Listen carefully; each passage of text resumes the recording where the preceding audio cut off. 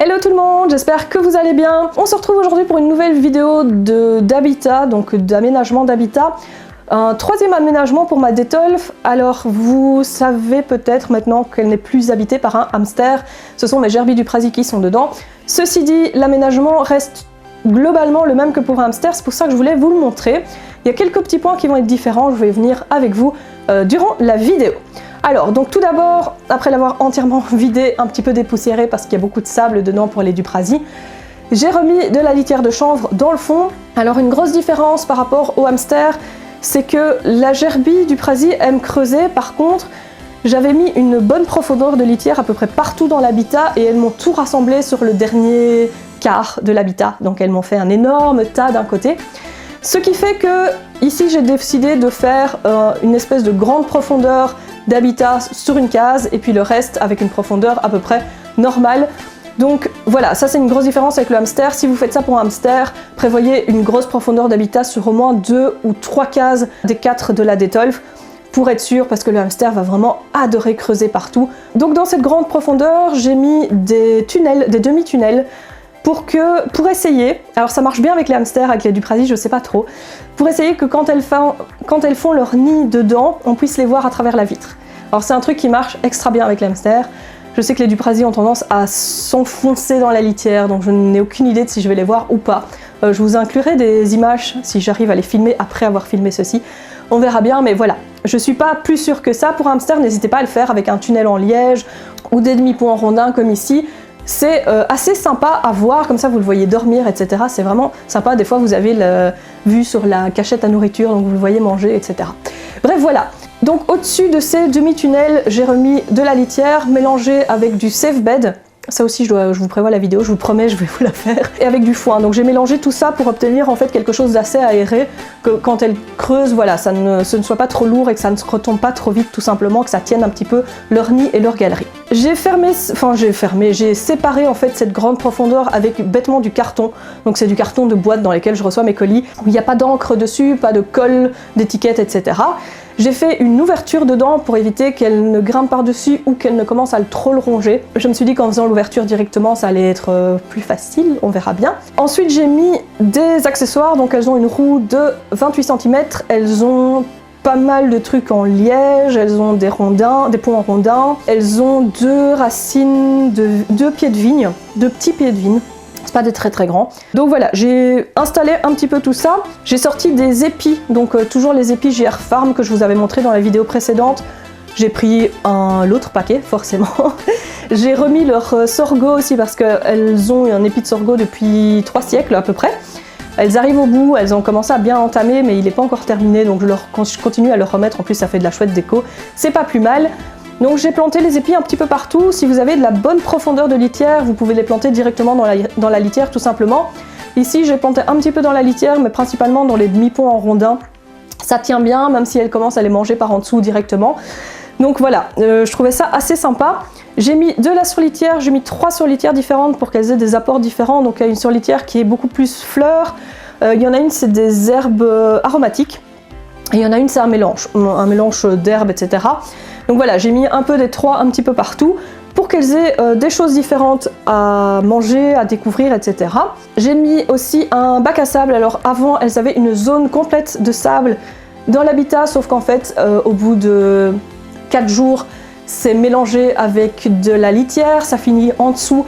C'est hyper poussiéreux, c'est très crade, je déteste ça. Donc j'ai remis ça dans une bonbonnière, comme ça je peux la changer beaucoup plus facilement.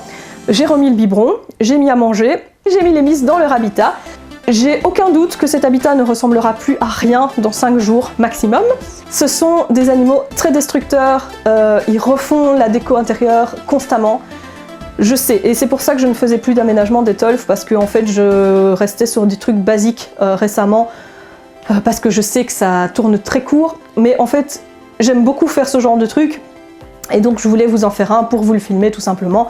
Et en même temps elles vont en profiter un petit peu, 5 jours max, mais voilà, c'est pas très grave, ça les occupera jusque là. Je pense que je prendrai des photos de temps en temps et vous montrer l'évolution dans le mauvais sens de l'habitat.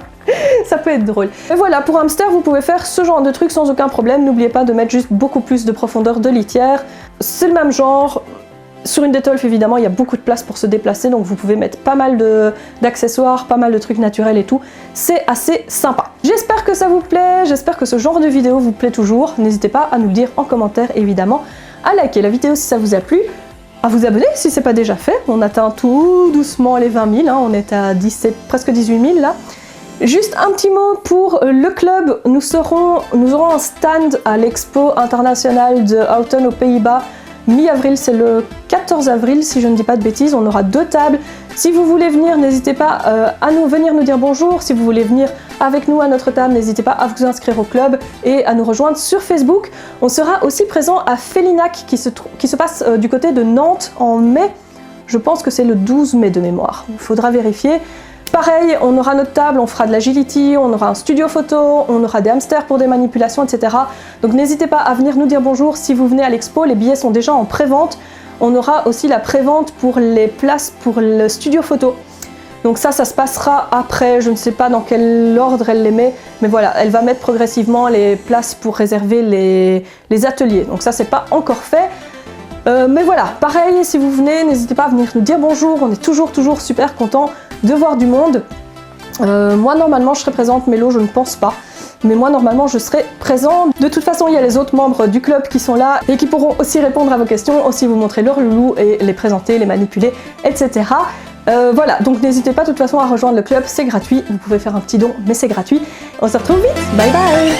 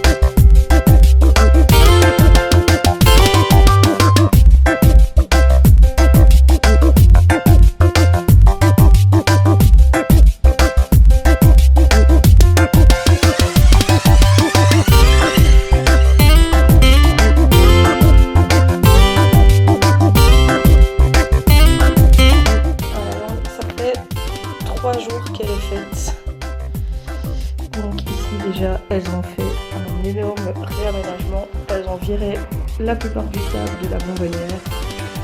Il y en a juste partout.